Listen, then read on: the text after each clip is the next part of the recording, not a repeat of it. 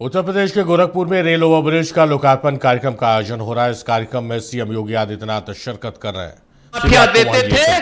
हमने one district one product दिया, one district one medical college दिया। आज गोरखपुर ही नहीं, पूर्वी उत्तर प्रदेश के हर जनपद में एक मेडिकल कॉलेज है। कुशीनगर में मेडिकल कॉलेज, देवरिया में मेडिकल कॉलेज, महाराजगंज में मेडिकल कॉलेज, सिद्धार्थनगर में मेडिकल कॉलेज, बस्ती में मेडिकल कॉलेज, बलरामपुर में मेडिकल कॉलेज, बहराइच में, गोंडा में, अयोध्या में, अंबेडकर नगर में, सुल्तानपुर में, प्रतापगढ़ में, अमेठी में, आजमगढ़, गाजीपुर, चंदौली, सोनभद्र, मिर्जापुर,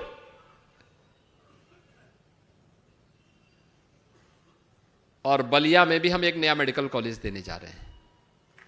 यानी इतने मेडिकल कॉलेज। पहले केवल गोरखपुर में बीआरडी मेडिकल कॉलेज था। यानी पिछली सरकारों की नियत खराब थी, पैसे में बंदर बांट करते थे, अपने परिवार का खजाना भरते थे। अब उनके खजाने को हमने खाली करवा करके प्रदेश के विकास में उस पैसे को लगाया है, तो पैसा दिखाई देता है पुल के रूप में, सड़क के रूप में, ओवरब्रिज के रूप में, मेडिकल कॉलेज के रूप में, इंजीनियरिंग कॉलेज के रूप में, अच्छे संस्थान के रूप में। जनता को सुविधा का लाभ भी मिल रहा है। वृद्धजनों के लिए वृद्धावस्था पेंशन, निराश्रित महिलाओं के लिए निराश्रित महिला पेंशन, दीपावली और होली के अवसर पर फ्री में रसोई गैस का सिलेंडर, और बेटी के जन्म लेने से लेकर के शादी योग्य होने तक सरकार के द्वारा उसके लिए सुविधा का लाभ, सीएम कन्या सुमंगला योजना के माध्यम से, प्रधानमंत्री मातृवंदना योजना के माध्यम से, बेटी की शादी के लिए मुख्यमंत्री सामूहिक विवाह की योजना में बेटी की शादी के लिए 1 लाख रुपए सरकार देती है। सरकार की नियत ठीक होती है तो नियंता भी सहयोग करता हुआ दिखाई देता है। आज उत्तर प्रदेश बीमारू नहीं, देश के अंदर रेवेन्यू सरप्लस स्टेट है। विकास के लिए पैसे की कमी नहीं, शुद्ध नियत से कार्य करने की इच्छा शक्ति के साथ हम सबको कार्य करना होगा।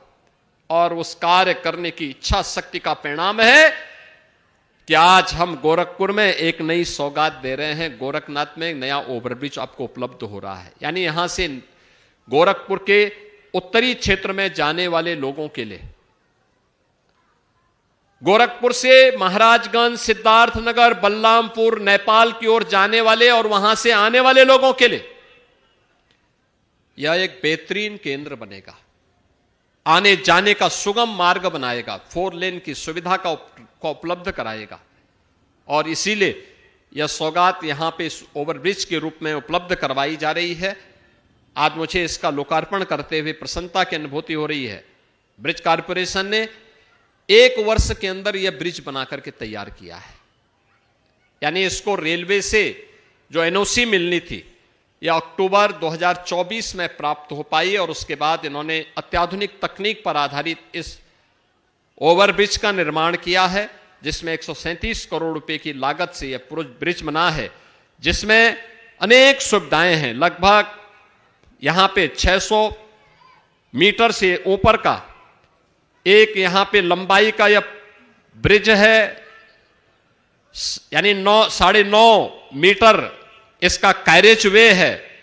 और इसके साथ ही यहां पे जो फुटपाथ भी दिया गया है, तो उसमें जितने भी यूटिलिटी शिफ्टिंग के लिए केबल है, पानी का पाइप है, उसके अंदर ही हो जाएगा। ऊपर से फुटपाथ दोनों ओर चलने के लिए भी श्रद्धालु यानी नागरिकों के लिए, यात्रीगणों के लिए उपलब्ध होगा, जिससे हर व्यक्ति आवागमन भी कर सके और या वाहन भी उसके साथ चल सके।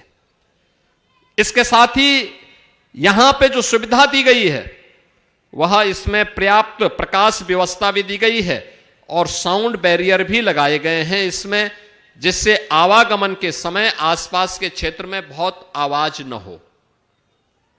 यह है सरकार की नियत।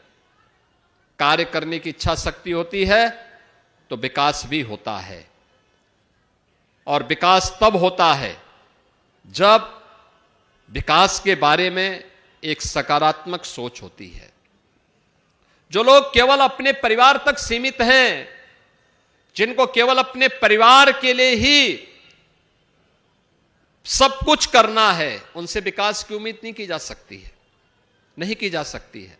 और यही होता था 17 के पहले, यही होता था प्रदेश में। आज ये नई सौगात आप सबको प्राप्त हो रही है। सर्दी पड़ रही है, इस सर्दी से भी बचिए।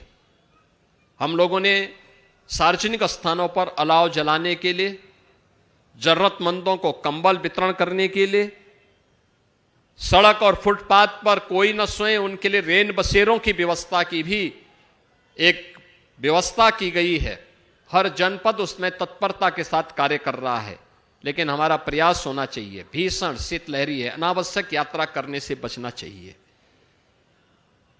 अनावश्यक यात्रा ना करें, शीतलहरी से बचें, ठंड से बचें। और ठंड से बचने पर अगर कहीं ठंड लग भी जाती है, तुरंत हमें ऊनी वस्त्र पहनने चाहिए। अगर कोई समस्या होगी, स्थानीय स्तर पर जनप्रतिनिधियों को अवगत करा करके उन सुविधाओं का लाभ लेना चाहिए। अगर कोई ऐसी स्थिति होती है तो चिकित्सीय परामर्श लेने में भी देर नहीं करनी चाहिए। आज के इस अवसर पर मैं एक बार फिर से इस नए ब्रिज के लिए गोरखपुर महानगर वासियों को और जो भी यात्री इस सुविधा का लाभ लेगा, उन सबको मैं हृदय से बधाई देता हूं, अपनी शुभकामनाएं देता हूं। धन्यवाद। जय हिंद।